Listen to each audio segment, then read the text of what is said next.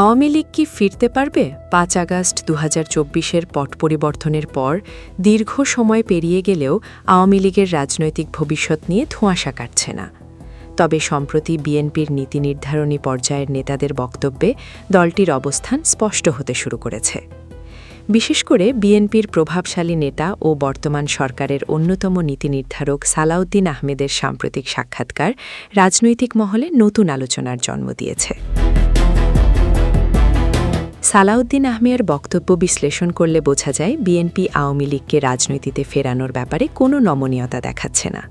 তিনি স্পষ্ট করেছেন যে কোনো গণহত্যাকারী দল ইতিহাসে টিকে থাকতে পারেনি এবং আওয়ামী লীগের ক্ষেত্রেও তার ব্যতিক্রম হবে না। তবে বিএনপি সরাসরি নির্বাহী আদেশে কোনো দলকে নিষিদ্ধ করার পক্ষপাতী নয়। তাদের কৌশল হল আইনি প্রক্রিয়া বা আদালতের মাধ্যমে আওয়ামী লীগের বিচার করা। রাজনৈতিক বিশ্লেষকদের মতে বিএনপি আওয়ামী লীগকে একটি সন্ত্রাসী সংগঠন হিসেবে আন্তর্জাতিক ধাদে এবং দেশের আদালতে প্রমাণ করতে চায়। এর মাধ্যমে দলটিকে স্থায়ীভাবে নির্বাচনী রাজনীতির বাইরে রাখার পরিকল্পনা করা হচ্ছে। সালাউদ্দিন আহমেদ দাবি করেছেন জনগণ ভোটের মাধ্যমেই আওয়ামী লীগকে প্রত্যাখ্যান করেছে।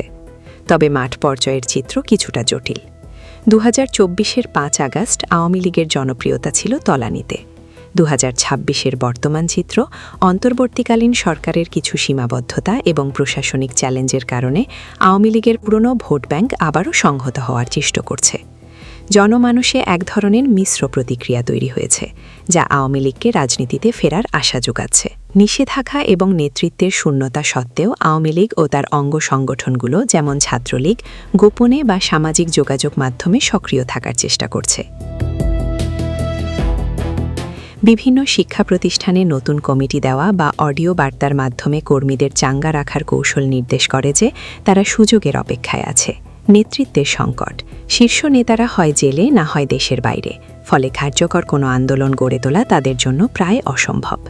আইনি বাধা, যদি আদালতের মাধ্যমে দলটিকে গণহত্যাকারী হিসেবে সাব্যস্ত করা হয় তবে তাদের রাজনীতিতে ফেরার পথ আইনগতভাবেই বন্ধ হয়ে যাবে। বিচারের স্বচ্ছতা, অতীতের মতো রায় লিখে দেওয়ার অভিযোগ যেন না ওঠে সেটি সরকারের জন্য বড় চ্যালেঞ্জ। নিরপেক্ষ বিচারিক প্রক্রিয়ার মাধ্যমেই আওয়ামী লীগের ভাগ্য নির্ধারিত হবে। সালাউদ্দিন আহমেদের বক্তব্যের নির্যাস হল বিএনপি এই মেয়াদে আওয়ামী লীগকে রাজনীতিতে কোনো স্পেস দিতে রাজি নয়। তারা বিষয়টিকে জনগণের রায় এবং আদালতের বিচার এই দুই ঢালে মোকাবিলা করতে চায়। শেষ পর্যন্ত বিচার বিভাগ কী সিদ্ধান্ত নেয় এবং আওয়ামী লীগ আইনি লড়াইয়ে টিকে থাকতে পারে কিনা তার উপরই নির্ভর করছে বাংলাদেশের আগামীর রাজনৈতিক স্থিতিশীলতা।